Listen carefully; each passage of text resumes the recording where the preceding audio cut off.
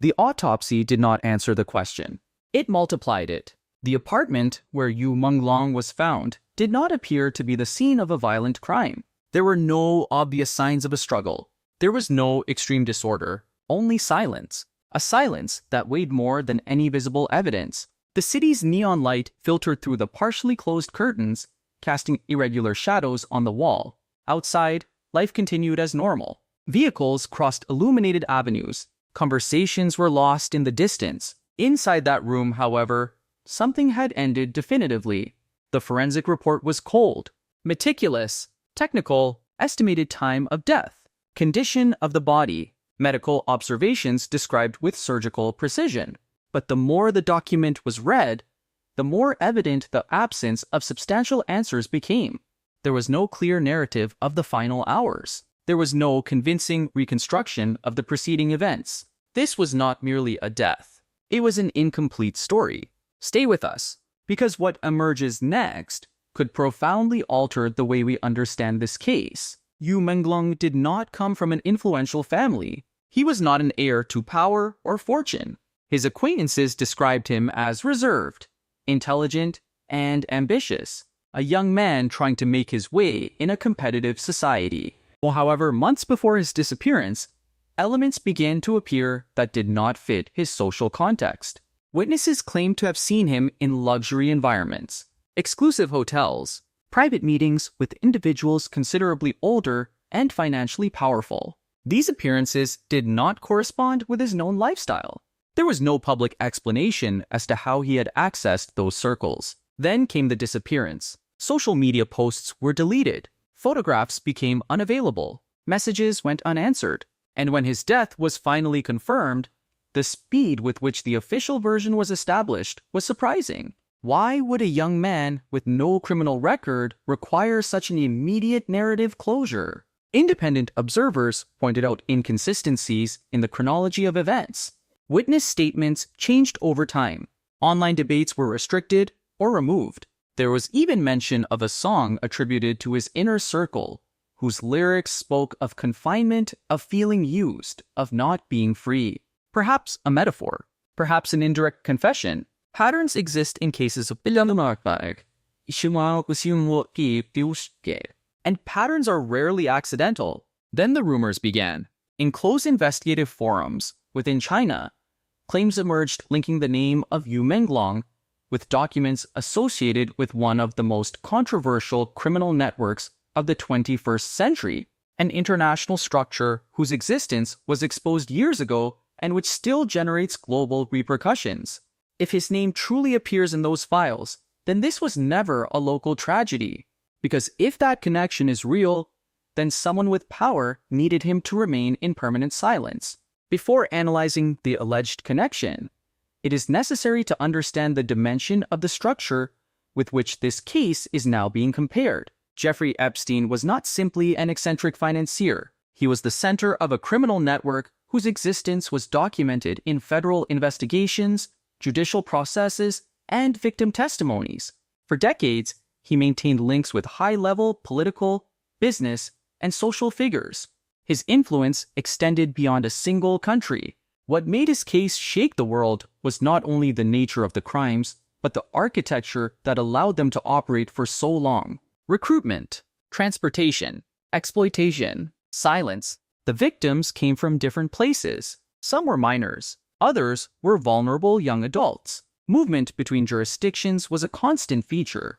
Private properties, private flights, private meetings, spaces where public supervision was non-existent. When he was arrested in 2019 and subsequently found dead in federal custody, the official version declared suicide. However, the context generated immediate public doubt. Cameras that did not work. Guards who did not perform adequate rounds. A high-profile detainee dying without direct supervision. This is not about fueling theories. It is about recognizing a structural fact. When power and crime converge, transparency diminishes. The case exposed a disturbing possibility that exploitation networks can operate on an international scale, that financial resources can create layers of protection, that silence can be bought, imposed, or negotiated. It is within that shadow where some now attempt to place the name of Yu Menglong. In Chinese digital communities dedicated to independent investigation, claims began to circulate that his name might have appeared in documents associated with files linked to the Epstein case. These claims have not been confirmed by official sources. There is no public verification of specific documents directly connecting both cases.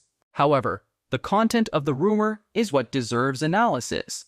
It does not speak of a casual mention. It speaks of a transactional context, of movement, of repetition. If, hypothetically, a name were to appear within a documented trafficking network, it would imply something more than coincidence. It would imply a record. It would imply structure. And structure implies organization. In the Epstein case, investigations revealed that the system did not depend on a single individual. It depended on facilitators, on intermediaries, on logistics, on legal and financial protection. Such a network is not improvised. It is managed. Now, let us compare that with the elements surrounding the death of Yu Menglong. Rapid digital disappearance. Official narrative established with speed. Restricted public discussion. Variable testimonies. Does this prove an international connection? No. But in structural analysis, the speed of narrative control is usually an indicator of reputational sensitivity. The most disturbing element within the rumor is the claim of multiple transfers, sold several times. That phrase, if true, does not describe isolated abuse. It describes a system of circulation, a chain. In documented cases of international trafficking, the repeated exchange of victims is a known pattern. It is not an exception. It is an operating model. If such a record existed and contained his name, we would be talking about accounting documentation, about evidence of a network. The difference between rumor and archive is decisive. The rumor can dissipate. The archive remains. That is why the mere mention of archives is relevant in investigative terms, not as proof, but as a possibility for traceability.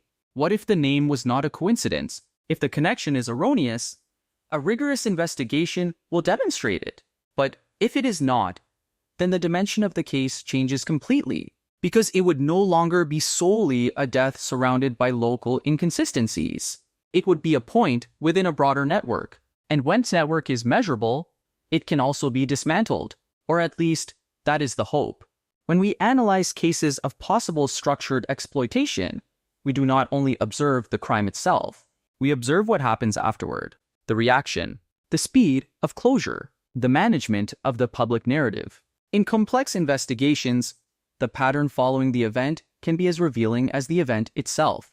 In the case of Jeffrey Epstein, the accusations did not begin in 2019. Reports existed long before. There were controversial legal agreements.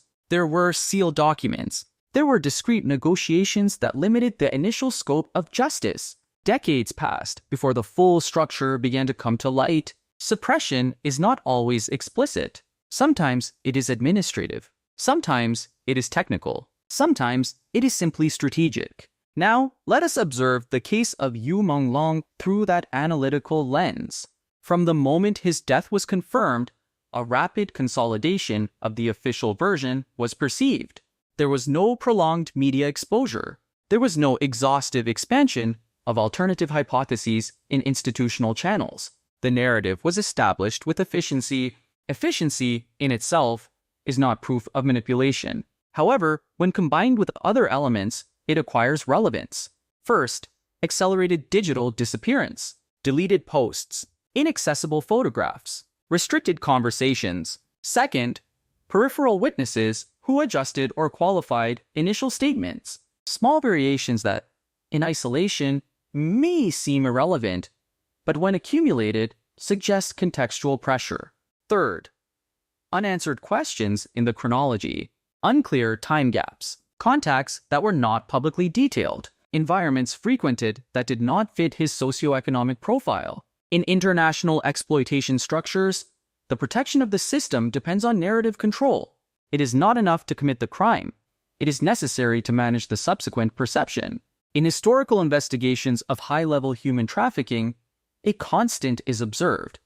When the victim acquires sensitive knowledge, the systemic risk increases. A victim may be considered vulnerable. An informed victim can become a threat. If Yu Menglong was in luxury environments incompatible with his context, we must ask, in what capacity was he there? Guest, employee, intermediary, or victim? The lack of transparency in that social transition is a critical point. In pattern analysis, when multiple elements converge, high-power environments, subsequent inconsistencies, narrative restriction, the model begins to acquire structural coherence. Coherence is not confirmation, but it is not automatic coincidence either. If the pattern matches, then the structure could exist.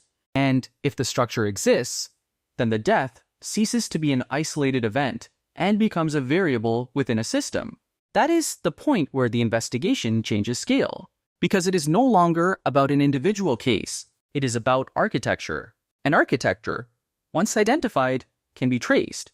In high-level exploitation networks, the central element is not only abuse, it is control. Financial control, psychological control, narrative control.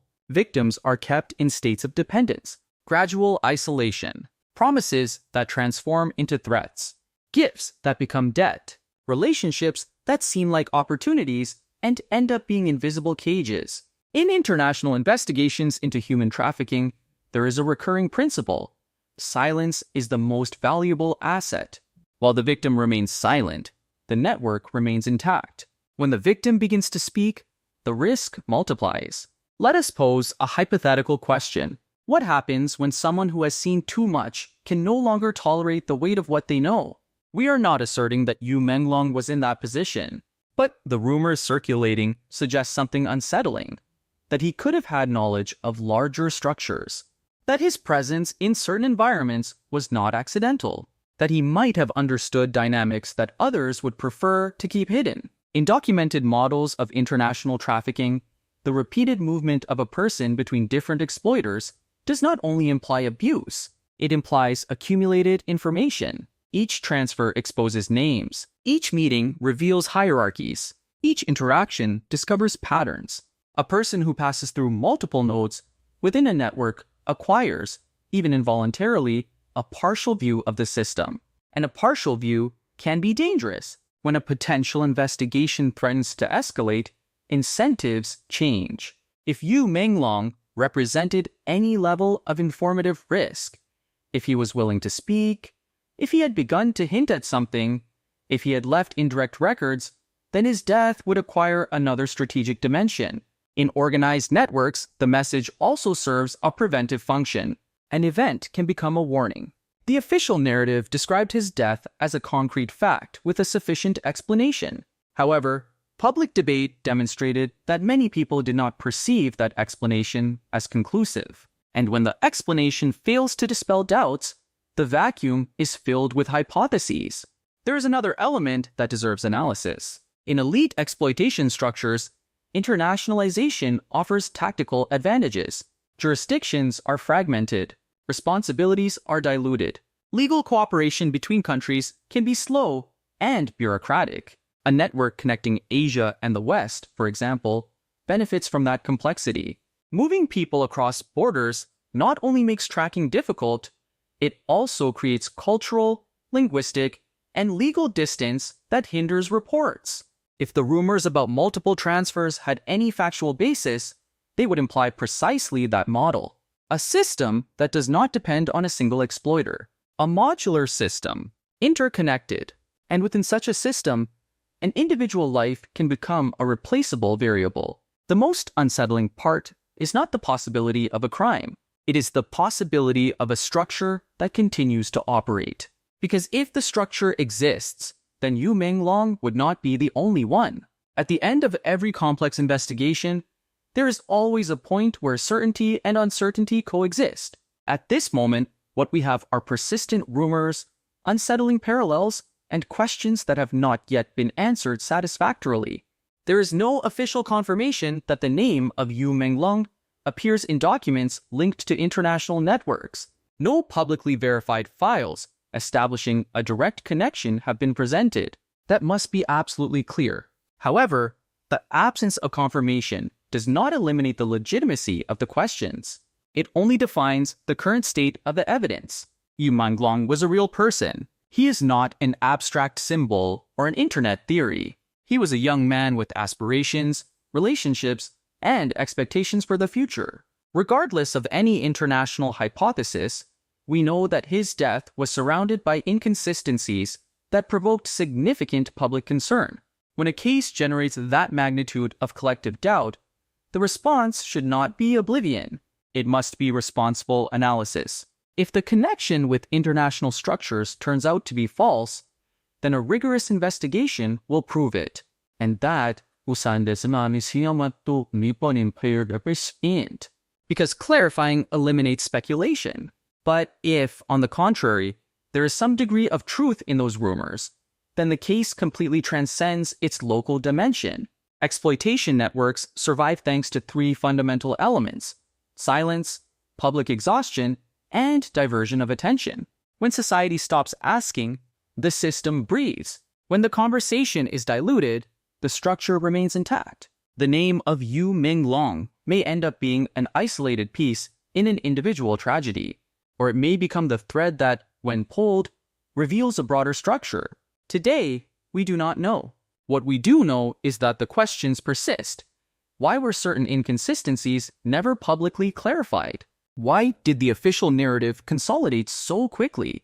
Why did digital debates face such immediate restrictions?